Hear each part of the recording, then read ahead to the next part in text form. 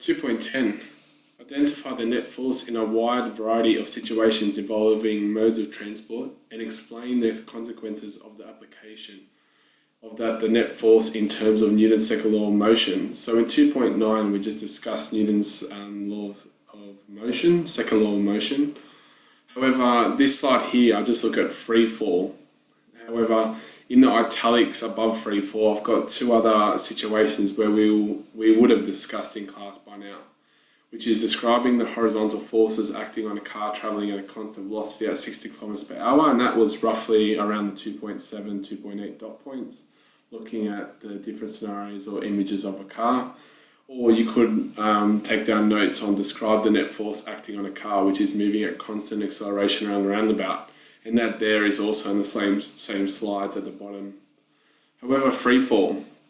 Newton's second law helps us to understand why all objects fall with the same acceleration.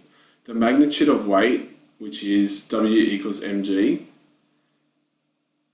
but Newton's second law says that F equals ma. So without air resistance, weight is the only external force.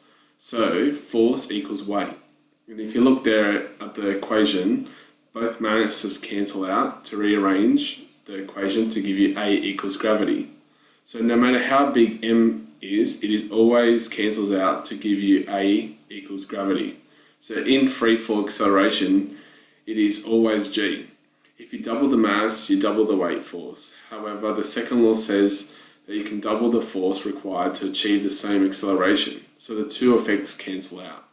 You would have seen a video in this in class when we look at Brian Cox in experiment at NASA.